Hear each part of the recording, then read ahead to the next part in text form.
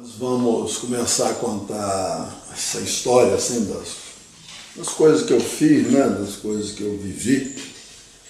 E inevitavelmente nós vamos ter que falar do meu passado, da minha família, que é a coisa mais importante da minha vida foi a minha família e continua sendo. A minha família do passado e a minha família do presente. Então, inseparáveis de mim, eu não sei viver sem falar neles. Então aqui, por exemplo, eu quero, para falar do meu passado, eu tenho que começar da minha infância. Eu vou falar da minha família, vou falar do noivado do meu avô, da minha avó, e vou falar de mim, da minha mãe, né? Lógico. E vou começar pela primeira foto que eu tive na vida. Foi tirada no quintal da casa da minha avó, em Itapiruna. Minha mãe já tinha saído do hospital, lógico, e foi tirada no quintal da minha avó.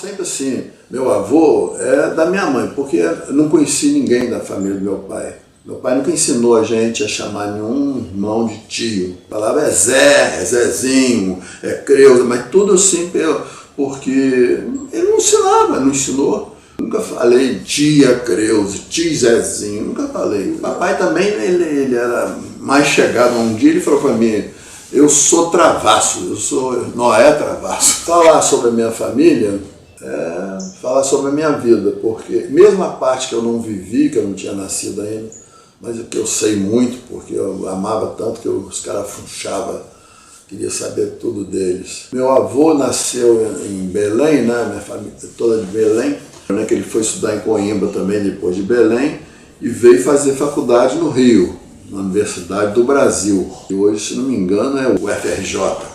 Mas meu avô, então, veio estudar no Rio, e para isso ele foi morar numa pensão. A pensão da minha bisavó, Dona Mariquinha, Maria José Azevedo Fogaça, e que eu amava profundamente.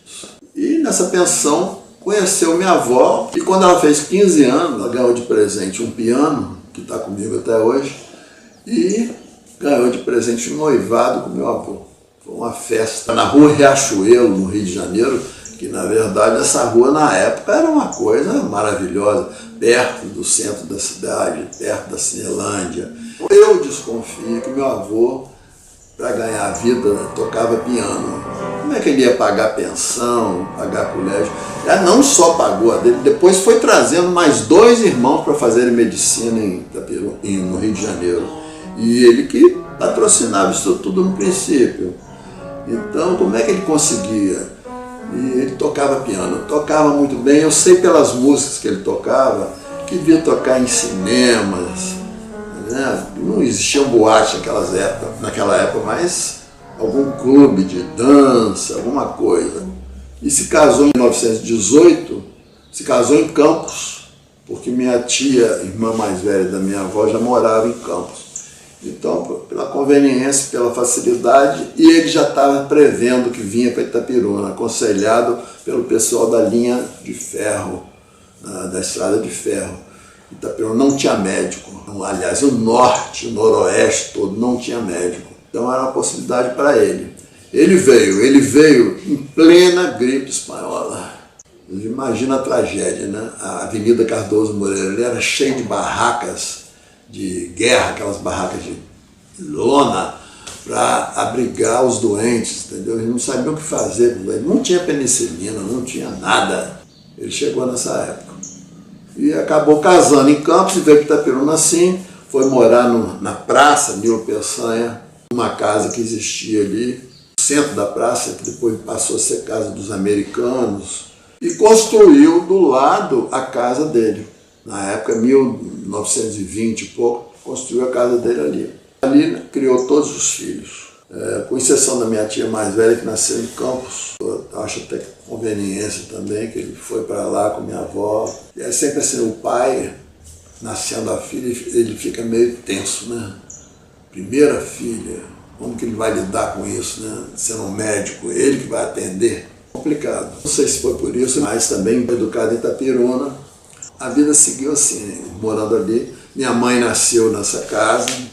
Estudaram em Itaperuna no Colégio Bittencourt, todos alunos do Dr. Jair e Dona Zulamiste, que aliás eu chamo de vovó Mite, e o Dr. Jair foi meu padrinho. Um dos meus padrinhos, né? O padrinho de batismo foi meu avô, ele foi padrinho, não sei, de consagração, uma coisa assim. Nenhuma das filhas se casou. Uma não quis, se decepcionou com o noivado, e a outra quis ser freira. A mamãe quis casar. Conheceu o Noé Borges num baile no Tênis Clube de Itaperuna, apresentado pelo Luciano Bastos. Daí não teve mais jeito. Meu pai não tinha emprego, era magro, feito um esqueleto, e vovô viu que não tinha jeito. Vovô deu um jeito de comprar um bar na praça do Governador Portela, que era um bar central. E o papai passou a ser dono de um bar e pôde se casar com a minha mãe. Esse é o princípio de tudo, entendeu? Meu pai se casou em 1948, em outubro, 20 de outubro de 48, eu nasci em 24 de setembro de 49, 11 meses depois. Minha vida foi praticamente em Itaperuna, essa infância toda. Eu só me lembro de coisa em Itaperuna. Com 2 anos eu já era um igrejeiro, porque minha tia Edir era Didi, eu chamava de Didi. Era muito religiosa. Minha tia Babá foi ser freira, de tão religiosa. Minha família toda religiosa, minha mãe muito religiosa. Eu nasci 24, dia 25, às 7 horas da manhã eu fui batizado. Menos de 24 horas de nascido. 12 horas de nascido eu já estava batizado. Porque na época o Papa tinha dado indulgência plenária para quem batizasse rápido os seus filhos. Então lá em casa foi mais antecipado ainda. E como eu nasci praticamente dentro da igreja, que a igreja de Itaperuna funcionava na capela do hospital, o padre Humberto Mindelauf me batizou, me fez a certidão toda à mão, eu tenho guardada, toda manuscrita, numa folha de papel de carta. Assim começou a minha vida, muito ligada a Deus, a Nossa Senhora, a paixão da minha vida, Nossa Senhora. Eu tive a primeira revista, foi de Nossa Senhora de Fátima. Eu com 2 anos, mamãe já tinha nascido Eduardo, ela foi tomar banho, pediu para o papai sair comigo aqui em Bom Jesus e comprar uma sandália que eu precisava, porque a minha sandália não serviu mais, eu tinha crescido. Aí papai saiu comigo para comprar, não sei, ele passou do lado da igreja da matriz ali, do lado em frente à Gráfica Gutenberg, tinha uma lojinha de imagem de santos, não lembro o nome da loja, mas eu era fascinado com aquela loja. Em Bom Jesus eu só gostava de sair para ir ali. Ele saiu para comprar a sandália, acho que ele devia estar indo lá para o lado do João Salinha, passou ali, não teve jeito, eu agarrei na loja, ele comprou a imagem do coração de Jesus para mim, enorme. Na minha cabeça era uma coisa gigantesca. E aí não teve sapato mais. Eu queria ir para casa, queria mostrar a mamãe. Cheguei em casa, a mamãe estava tomando banho, e eu batia na porta, isso tudo ela me contou detalhes, né? E eu falava, mamãe, vem aqui. Aí ela ficou nervosa, saiu do banheiro toda molhada. O que é? Aí eu mostrei, ação de Jesus, mamãe, apaixonado, né? E ela falou, meu Deus, e a sandália? Não compra de jeito, não quis comprar não, veio embora. Então era assim, minha paixão era assim. Eu nunca tive um brinquedo, nunca tive bola, não me lembro de ter tido uma bola. Eu já tive um elefante que a bola subia pela tromba e caía num tubo, depois voltava para a tromba. Eu já só me lembro de bola, só isso. Nunca tive bola. Eu tive barco, meu avô me trazia do Rio um barco de madeira bonito, com vela, barco a vela, que para mim servia, sabe para quê? Para fazer procissão marítima. Botava dentro da banheira e ficava com a Nossa Senhora dentro do barco, andando e cantando aquelas músicas de igreja, entendeu? Minha avó me deu um dominó, que era dela, que eu era apaixonado por ver aquelas pecinhas de madrepérola, lindo. Deu, mas sabe para que eu usava o dominó? Para jogar? Não, nunca gostei de jogo. Fazia procissão, botava um andor atrás, andava com a procissão, às vezes o dominó caía todo em cima do outro. No carro, eu tive um caminhão que eu ganhei, eu tinha 4 anos, era um caminhão basculante. Para que serviu o caminhão? Para carregar o santo em cima da carroceria. Quer dizer, são coisas que eu fazia sem nunca ter visto carro andor, sem nunca ter visto procissão de velas. Era uma coisa intuitiva, que eu pegava aquilo para fazer transporte dos santos. Eu lidava com os santos, com as imagens, como se fossem coisas vivas. Tão vivo que um dia eu morava ali em frente ao grupo escolar Pereira Passo, eu tinha uma babá, ou era empregada da mamãe, uma coisa assim. Não devia ser babá, a mamãe nunca teve babá. Empregada muito menos, ela fazia tudo. Mas devia ter alguém para ajudar ela. E eu sei que eu estava no quintal, que tinha um pé de jamelão. Isso não esqueço jamais, porque eu pisava naquele jamelão, sujava a roupa daquele jamelão, mamãe ficava danada da vida. E eu na parte de baixo, ali o quintal, ali descendo para aquele valão que vem da Santa Rosa. O Cristo Rei, acho que foi o papai que me deu também. O papai me dava muitas imagens, eu só queria isso, entendeu? Eu não queria brinquedo nenhum. Cristo Rei é a imagem de Jesus coroado, que tem no hospital aqui de Bom Jesus, que a capela se chamava Cristo Rei, mudaram o nome, não sei porquê. A capela do Hospital de Itapirona se chamava Cristo Rei, que era também do Colégio Cristo Rei de Cachoeira de Itapemirim. Então as freiras eram de lá, elas faziam na capela o Cristo Rei. E eu ganhei essa imagem. Aí o que eu fiz? Como o Cristo Rei carrega uma bola na mão esquerda, aquela bola era minha bola de jogar. Aí eu chamei essa moça que trabalhava e pedi para ela ir jogar comigo. Eu devia ter, no máximo, 3 anos de idade. Ela foi jogar, ela ficou lá e eu peguei o meu Cristo Rei inteiro e joguei para ela. Como se fosse uma coisa viva, eu vou tirar a bola e jogar para ela. Quando eu fiz isso, ele caiu no chão, lógico, quebrou inteiro, misturado com um jamelão. Eu fiquei tão triste. Os santos também viviam quebrando, né? Porque criança brincando com imagem de gesso. Aí eu colava, sabe com o quê? Com sabão. Fazia uma massinha de sabão, assim, colava, ficava tudo aleijado. Mas era meu paixão. Eu tive não sei quantos presépios, eu perdi de conta. Era enlouquecido pelo presépio. Eu fazia presépio com pedrinhas debaixo do porão da casa do meu avô. A casa do meu avô era muito grande e tudo que tinha em cima tinha embaixo no porão. Então eu fazia, ali era meu paraíso, meu parque, entendeu? Ali eu pegava folhas do fixo, que tinha um muro todo de fixo, pegava folhinhas, pegava pedra, tudo eu fazia, era religioso. Não tinha outro tipo de brincadeira. Mas eu ganhei muitos presépios. Uma vez eu ganhei um presépio que eu queria ter hoje, porque era tão pequenininho, cada imagem toda pintadinha. Eu não sei o que aconteceu com ele, deve ter descacetado, porque foi comprado na Casa Seleta em Itapirona, que eu amava, era uma loja também muito requintada que tinha em Itapirona. Já fiz várias homenagens em televisão para essa casa, para essa loja, Casa Seleta. E ali ganhei muita coisa comprada ali naquela loja. Enfim, minha vida era assim. Então hoje, já com uns 70 anos, quantos presépios eu já fiz em Barriçaia, aqui em Bom Jesus, na televisão, em todo lugar. Itapiruna já fez, eu fiz um presépio lá em 1965, na igreja de São Benedito. Aqui em casa eu tenho um presépio perpétuo, dentro da minha capela. Eu sou apaixonado. E continuo, acho que é uma coisa que parece que hoje eu tenho consciência de que eu já vim com esse caminho, entendeu? É uma coisa que já vem, esse amor que eu tenho pela igreja, por Maria, por Jesus, por José, pela igreja toda, de maneira geral, já vem uma coisa de, parece até que existem outras vidas. Marcou na minha vida foi o nascimento do Eduardo. Eduardo nasceu em 1951, 6 de fevereiro. Eu passei a dividir a minha vida agora com meus pais e minha família toda com o Eduardo. Eu tinha ainda o cabelo todo cheio de cachinhos, parecia um menino Jesus. Era a loucura da minha mãe, da minha avó, das minhas tias, aqueles cachinhos, né?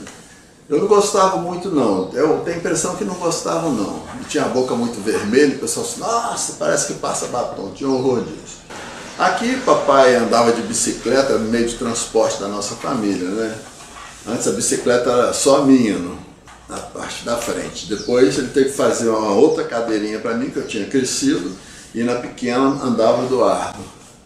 O passeio se resumia em ver as casas de Bom Jesus, as 2 casas principais de Bom Jesus. Para mim eram a casa da Ieda Busquet, na rua República do Líbano, e a casa da Adélia Bussadi, na rua do Calçado, em Bom Jesus do Norte. Passava até pela ponte de madeira. Eu achava aquelas casas uma coisa fora do comum. E hoje, um dia, depois de muito tempo, eu falei, gente, eu já era arquiteto nato, porque eu queria ver a casa.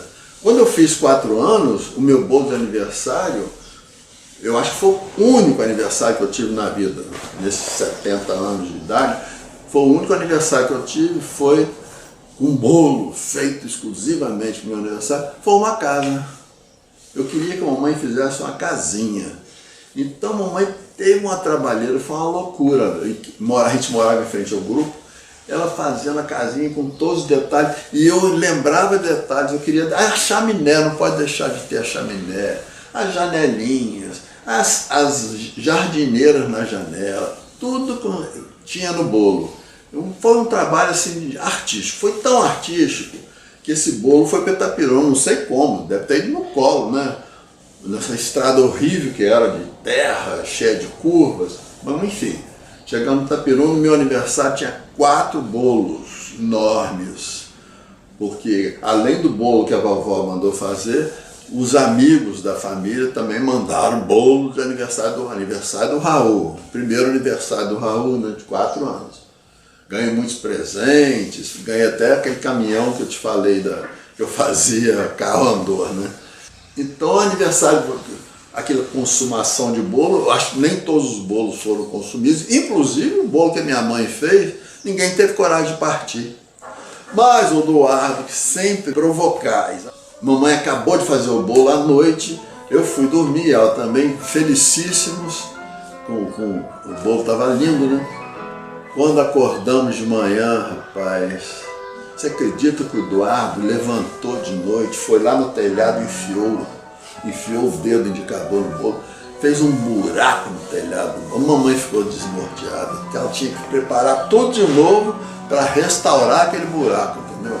Porque ela fez telha por telha, e vermelhinha, igual a telha deve ser, né? Telha canal, aquela bonitinha, entendeu? Eu tinha um Papai Noelzinho, e eu tinha desde pequeno, né? Quando o Eduardo já estava com 1 ano e pouco, a gente foi tirar uma foto, ele pegou o Papai Noel e ele queria quebrar o Papai Noel, tudo comigo era assim. Eu com 3, 4 anos já sabia ler e escrever.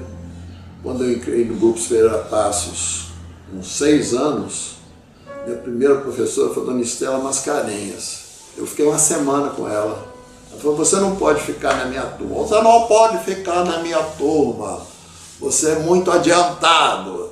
Aí fui para outra professora, chamada Ivani. Um dia eu me lembro muito, eu tenho a voz dela na minha cabeça. Hoje a aula é o polígono. Raul, aula livre. Então o que eu fiz? Eu desenhei um polígono e dentro do polígono fiz um peru com todas aquelas nuances da pena do peru com o rabo aberto, entendeu? Assim, meu caderno era assim. Tudo meu era desenho livre praticamente, porque eu já fazia muita coisa. Não sei como é que esse desenho parece que já nasceu comigo, entendeu? Na primeira série, logo no primeiro ano, teve a festa junina, não teve festa junina, mas teve uma reunião de todos os alunos no salão do grupo, formados em grupos, né? A mesma formatura que se fazia diariamente antes de subir para as salas, a formatura dentro do salão. Apresentações de cada turma, alguma coisa relativa ao junino. Aí eu me fantasiei, minha mamãe me fantasiou, não, botou uma roupa assim meio de jeca tatu, com um lenço assim amarrado no pescoço, que ainda tem até hoje aqui, e eu cantar. Cantei, sozinho, sem um violão, sem nada, um monte de criança, que também não fazia barulho, porque imagina, criança ficar fazendo barulho quando o outro vai cantar. Tinha um respeito nessa época. Então eu cantei, vamos embora, Sadona, amanhã de manhãzinha, ai, meio envergonhado, assim com a mão para trás, assim, embaixo, sem se mexer, vestido de jeca. Depois tive uma professora com 7 anos que eu amei, Dona Maria Alves, era professora da 2ª série. Essa professora também eu consegui evoluir muito com ela, porque eu adorava a professora. Era uma pessoa delicada, meiga, ela tinha um defeito físico no pé, prima da Madre Virgínia. E eu amava aquela professora. Depois só tive professoras assim maravilhosas. Ana Giacomini, minha primeira turma que ela foi dar aula foi a minha. Júlia Moreira foi a primeira turma que ela foi dar aula, foi comigo. Eu amava essas professoras, ia na casa delas durante a semana, entendeu? E eu me lembro de tomar café na casa da Ana Giacomini. A Ana Giacomini era uma gracinha. Depois Lidete Couto também foi minha professora. Lidete, Dona Ruth Valadão. Eu só tive professores maravilhosos. Com exceção de uma que não gostava de mim realmente, não sei porquê. Não sei se ela queria parecer mais forte do que era. Dona Alta do Pedrinho. Passando no carnaval, que eu vesti de palhaço, mamãe no hospital com o Eduardo recém-nascido e eu fantasiado de palhaço no carnaval. Eu não gostava muito de carnaval, não. Eu sempre tive uma coisa assim meio... Eu gostava assim, de fazer aquela fantasia de brincadeira, tirou o retrato, acabou. Mas ir pra rua fantasiado, nunca gostei. Meu avô enganou minha mãe e minhas tias, minha vovó, e saiu comigo. Vou sair com ele, vou lá no café. Vai mostrar para os amigos, com certeza, né? Mentira. Daí ele foi para um barbeiro e mandou cortar meu cabelo todo. Cabelo de homem, todo... meia cabeleira, eu chamava, né? Aquele topetinho. Aí eu detestava barbeiro, aqueles cabelos me espetando, eles vinham com aquelas escovinhas batendo, com talco, tinha horror daquilo. E aí cortou meu cabelo. Quando chegou em casa foi uma tragédia, né? Foi uma tristeza. E ainda levou os cachinhos todos, né? Estão guardados comigo até hoje, esses cachinhos. E eu fui crescendo. Eu sei que com isso eu devia estar com 2 para 3 anos. A partir daí eu já estava começando a aprender a escrever. A Didi me dava caderno. Eu dormia com a Didi. Quando eu ia para Itapiruna, mamãe dormia num quarto com o Eduardo. Depois a Alba Lívia veio também, nasceu. Mas eu dormia sempre com a Didi. Eu era o acompanhante da Didi. Tudo meu guardava no quarto da Didi. E ela começou a me ensinar. A Didi era professora do 10 de maio, lá de Itapiruna. E começou a me ensinar a escrever. E quanto mais redondo, eu tinha caderno de caligrafia, quanto mais redonda, mais bonita a letra, foi fazendo assim. Minha letra era muito bonita, parecida com a da Didi e com a da mamãe. Era uma coisa assim, misturada. Com 3 anos, então comecei a frequentar. Eu ia de dia dar aula no 10 de maio, eu ia com ela. Ficava sentado na mesa da professora, fazendo as minhas obrigações, e ela dando aula para os alunos.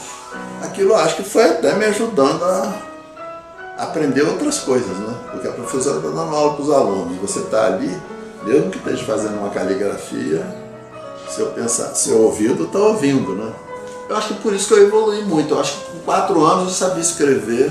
Eu tenho cartinhas que eu escrevia para minhas tias de Niterói, para babá que já estava no convento. Eu tenho a cartinha que eu escrevi quando eu fiz a primeira comunhão. Fiz primeira comunhão com 6 anos, o Padre Ovídio. Quem me preparou foram as irmãs aqui do hospital. que era também lá do Cristo Rei de Cachoeiro. Na minha primeira comunhão foram só 5 pessoas. Eu, o Ito, filho da Dona Esther, a Lourdinha, irmã do Ito, a Terezinha Lumbreiras e o irmão dela, o Antônio Lumbreiras. Na capela do hospital fizemos comunhão na matriz, 29 de junho de 1956. Eu estava com 6 anos, eu estava com 7 anos. Cheguei logo para a cruzada do Padre Ovídio, em julho. Em agosto ele foi tirado de Bom Jesus. Aí a gente ficou meio órfão, porque aí que veio aquela história. Na mesma época, entre agosto e dezembro, Nossa Senhora de Fátima, a primeira peregrina que correu o mundo todo, veio a Itapiruna. E não pôde vir a Bom Jesus, porque aqui não tinha padre. As freiras que moravam aqui no hospital, que faziam tudo do hospital, desde lavar roupa, tudo, comida, foram embora porque aqui não tinha padre. Aqui tinha um padre amando lá de Calçado, que vez por outra vinha celebrar uma missa na São Geraldo. E aí passou também a vez por outra vinha celebrar aqui na Praça de Bom Jesus. Então nós ficamos assim, órfãos de padre, muito tempo. Até que o Padre Francisco chegou em Campos e o Dom Antônio mandou ele estar aqui. O Beto nasceu em 17 de abril de 61, foi mais ou menos na época Semana Santa, e logo depois da Semana Santa teve uma reunião da Cruzada que ele me escalou para adoração do Santíssimo, bênção do Santíssimo. Quinta-feira tinha a bênção do Santíssimo, me escalou para a bênção de quinta-feira. Eu levantei o dedo, porque você não podia falar, levantei o dedo, ou seja, quero falar.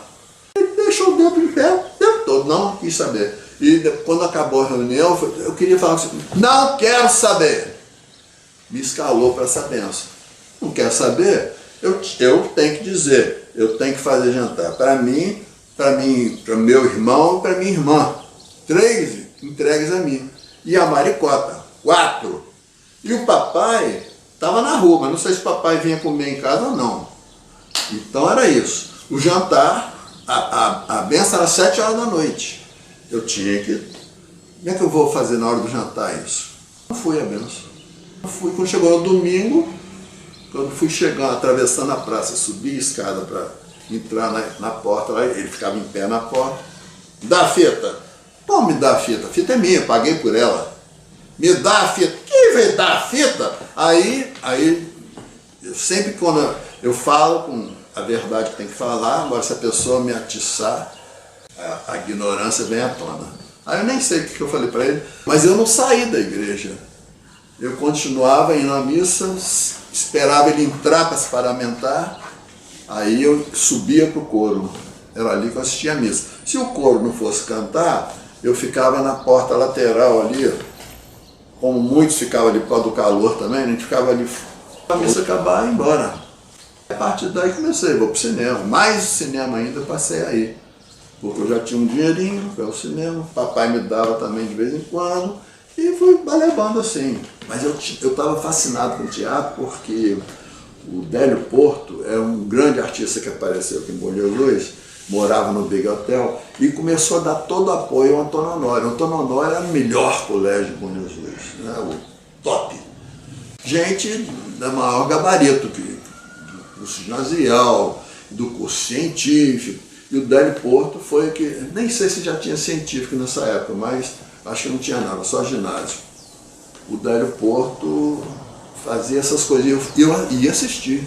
Eu achava aquilo a coisa mais maravilhosa do mundo, aquele palquinho achatado do Aeroclube, fazer aquele show. Me lembro que tinha uma Pepita, que morava na casa do Sebastião Orfeu, era uma moça chamada Pepita, era espanhola, descendência espanhola.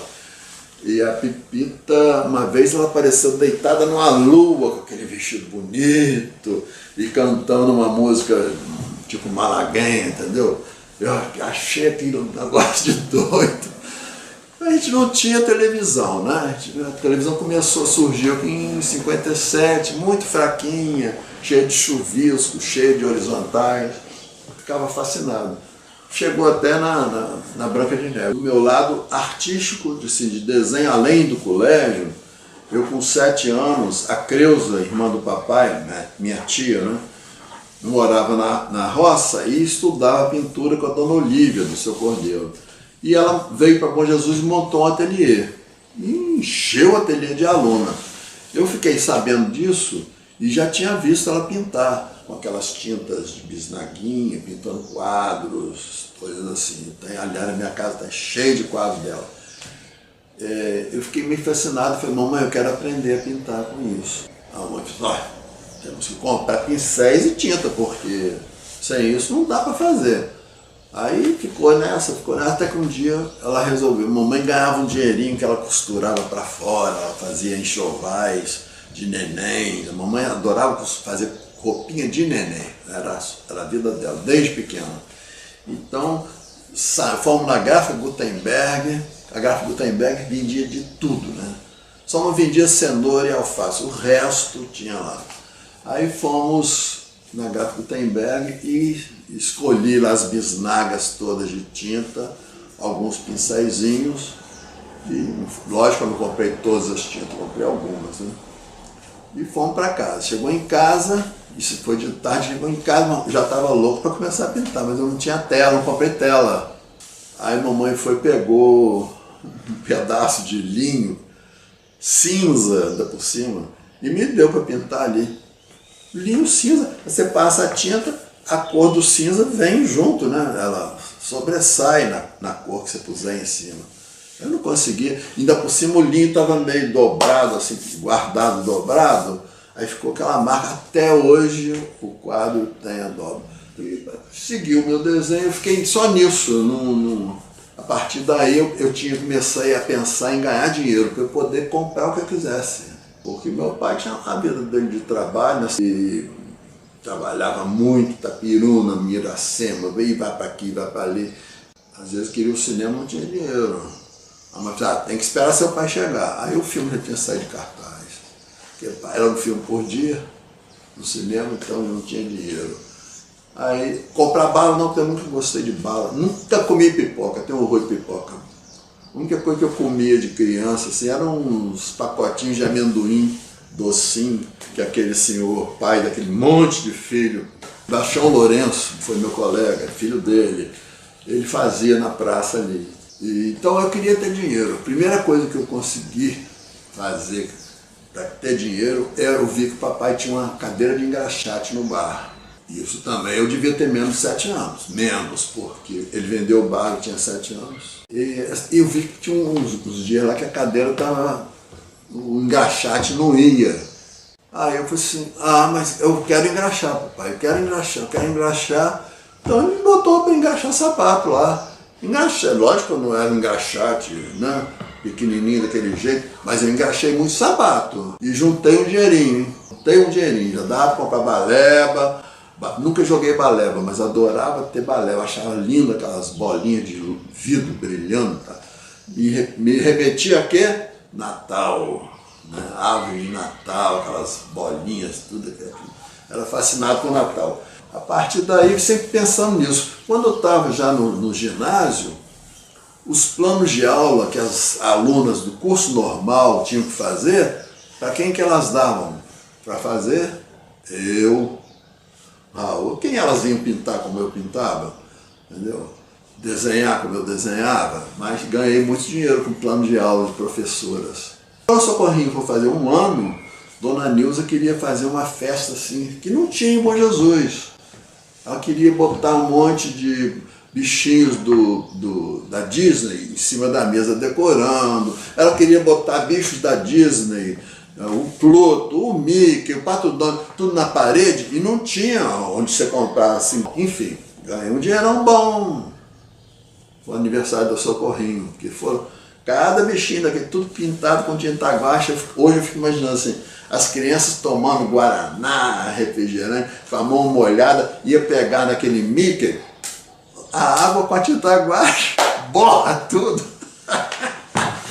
Mas a gente não tinha outra opção, entendeu? Não existia outra tinta. Depois que eu fui para Niterói, eu fiquei sem piano, morando numa pensão, com 4 pessoas, 2 beliches, dentro de um quarto de 3x3, 2 guarda-roupinhas daqueles de papelão praticamente. Cada guarda-roupa para 2, dormia em cima e embaixo, as toalhas de banho tudo pendurado ali, aquele negócio. Um verdadeiro, sei lá o que era. Sentia o cheiro da umidade das toalhas. Não era mole não. E em Niterói faltava água.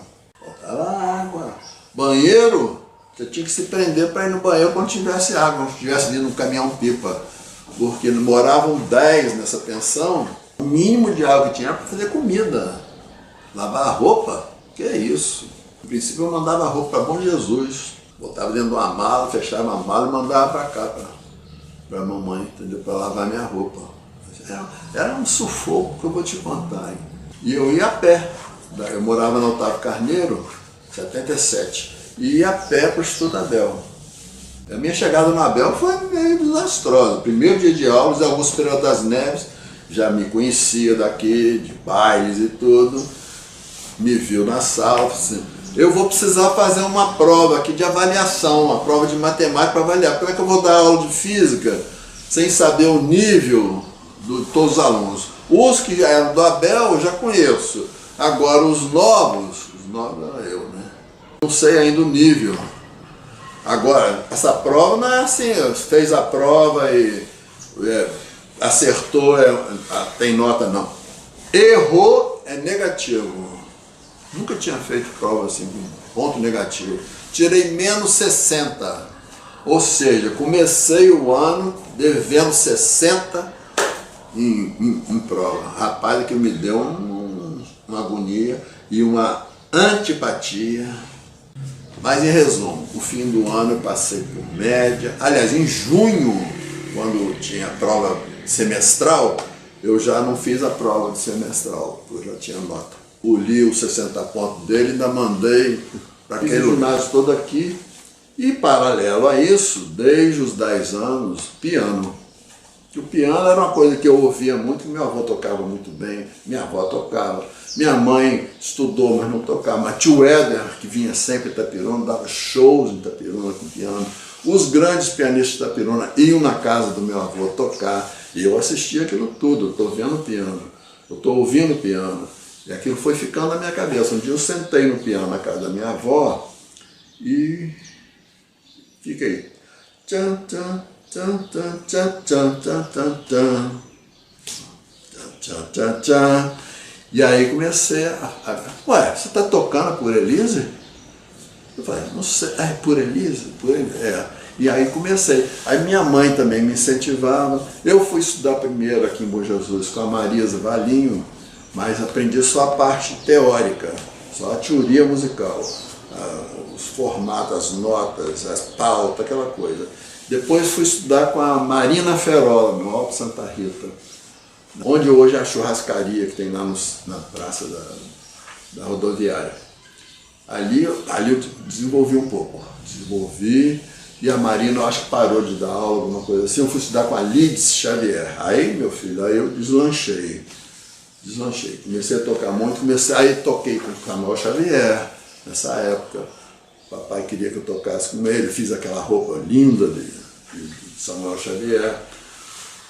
Chegou ao conservatório em Bom Jesus, em 1961.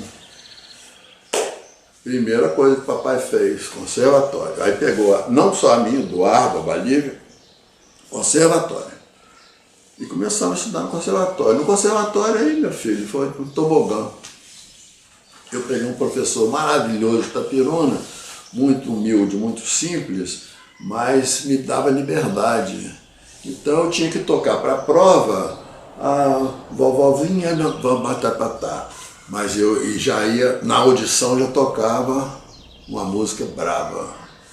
No segundo ano já tocava o hino nacional de abertura da audição, mas na hora da prova, uma sonatina lá de não sei quem, entendeu? Uma coisa bem... E eu fui fazendo isso. No terceiro ano, eu já tocava o Guarani de Carlos Gomes. O que eu fiz? A Livinha do Dr. Abel me emprestou o disco. Eu tinha uma vitrolinha daquelas, nem sei se era de pilha, aquelas de papelão, né?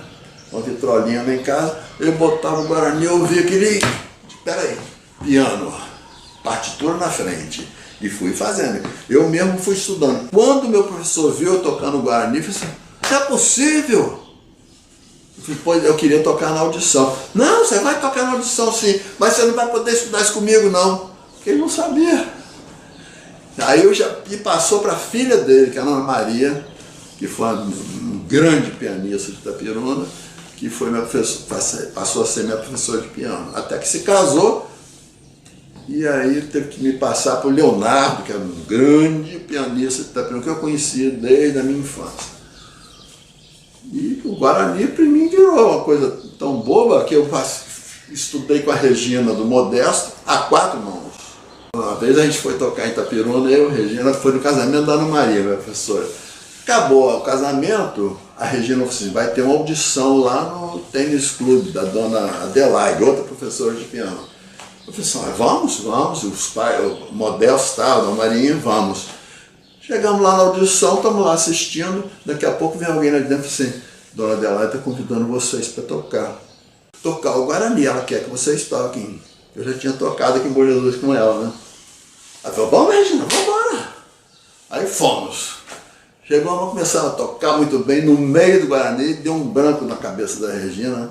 Ela se perdeu naquilo, eu falei, não tem problema, entrei na parte dela e fiz a minha dela e fui fazendo até que ela recuperou e entrou também. Foi assim, um susto e ela, quando lembra disso, nossa, que aperto que a gente passou. Esse foi meu pedaço de piano, isso tudo antes de ir para Niterói. Então, na minha vida, eu era um arquiteto nato, um pianista, que era o sonho da minha vida. Eu tocava 8 horas por dia, eu acordava 4 horas da manhã, lá na minha casa, todo mundo dormindo, lógico, a vizinhança toda de Bom Jesus, eu botava o abafador no piano, que é um feltro que desce nos martelos, mesmo que o martelo bata, você não escuta o som. Eu escuto o som da alma do piano, bem baixinho. Então eu estudava com abafador. Eu tinha que tocar 8 horas por dia, porque você precisa disso para se desenvolver no piano. Eu chegava, quando eu fui para Niterói, que eu vim aqui, que eu chegava, abria a janela da sala, quando eu começava a tocar, que eu olhava pela janela, o prédio do bancário estava cheio de gente na janela. Então eu não ouvi, entendeu? Eu já era pianista, com 14 anos já estava praticamente concerto. Não era concerto, era audições de piano, mas eu tocava um tipo de música que podia se falar que era uma música de concertista. Até a diretora do conservatório uma vez veio aqui fazer prova, quando eu comecei a tocar Beethoven, ela falou assim, para meu filho, para, o que você vai ser na vida? Porque eu achava que você devia ser concertista. E se você quiser, eu te arrumo uma bolsa de estudos em Paris, Conservatório de Paris. Aquilo para mim caiu como uma avalanche de gelo na minha cabeça. Eu já sabia que eu teria que vir para Niterói estudar para fazer faculdade de medicina. Meu avô era médico, desde pequeno que eu tinha que ser o Dr. Raul II. Eu já sabia que o consultório dele era todo meu, o dia que ele morresse era todo meu. As minhas roupas todas eram RT, a dele também era RT.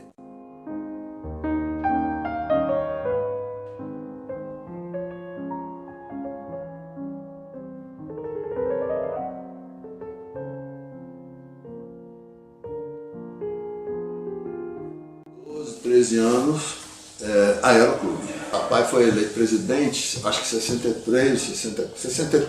Pai de Jé Silveira estava em Bom Jesus. Eu tinha uma camisa exatamente igual do papai. Mamãe tinha comprado uma camisa nova para mim e para ele. As duas iguais. Papai tinha escrito papelzinho.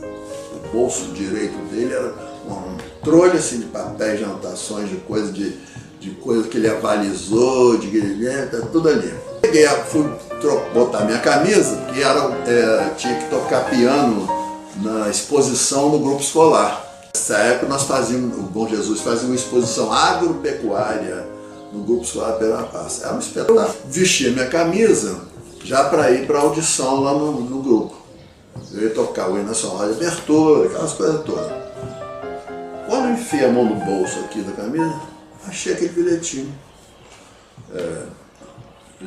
Chamar o Raul para ele tocar a canção russa em homenagem à esposa do Badjé Silveira.